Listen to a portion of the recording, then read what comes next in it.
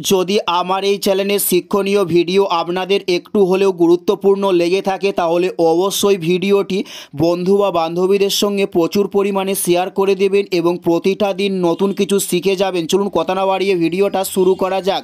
First প্রশ্ন, তত্ত্বাবধানী সভা কে প্রতিষ্ঠা করেন? উত্তরটি হলো দেবেন্দ্রনাথ ঠাকুর তত্ত্বাবধানী সভাকে প্রতিষ্ঠা করে থাকেন।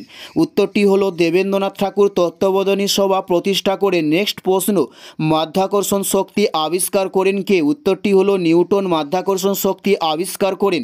উত্তরটি হলো নিউটন আবিষ্কার করেন মাধ্যাকর্ষণ শক্তি। নেক্সট প্রশ্ন, সাক্ষী মালিক কোন খেলার সঙ্গে যুক্ত ছিল? উত্তরটি হলো কুস্তি খেলার সঙ্গে সাক্ষী মালিক যুক্ত ছিল। উত্তরটি হলো কুস্তি খেলার সঙ্গে সাক্ষী মালিক যুক্ত ছিল। নেক্সট প্রশ্ন, পায়রা কিসের প্রতীক? উত্তরটি হলো শান্তির প্রতীককে বলা হয় পায়রা। উত্তরটি হলো পায়রা শান্তির প্রতীককে বলা হয়ে থাকে। নেক্সট প্রশ্ন হলো ভারতের পাখির গায়ে ন্যায় প্রদীপ কোথায় দেখা যায়?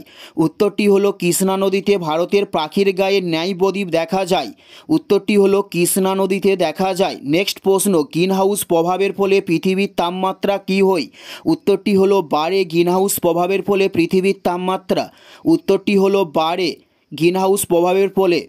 নেক্সট প্রশ্ন, জংথা কোথাকার কথ্য ভাষা ছিল? উত্তরটি হলো ভুটানের কথ্য ভাষার নাম হলো জংথা। উত্তরটি হলো ভুটানের। নেক্সট প্রশ্ন, আরশোলার হৃৎপিণ্ডের প্রকোষ্ঠ সংখ্যা কটি? উত্তরটি হলো 13টি আরশোলার হৃৎপিণ্ডের প্রকোষ্ঠ সংখ্যা।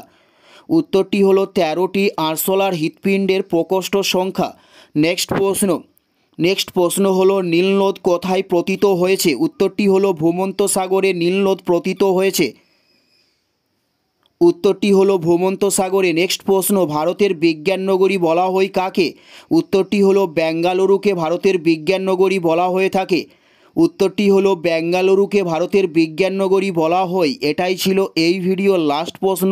আর কোন ধরনের শিক্ষণীয় ভিডিও আপনারা প্রতিদিন দেখতে চান অবশ্যই কমেন্টে লিখে জানাবেন। পুরো ভিডিওটা দেখার জন্য আপনাদের প্রত্যেককে আমাদের ইউটিউবের পক্ষ থেকে রইল অসংখ্য ধন্যবাদ। Thanks for watching.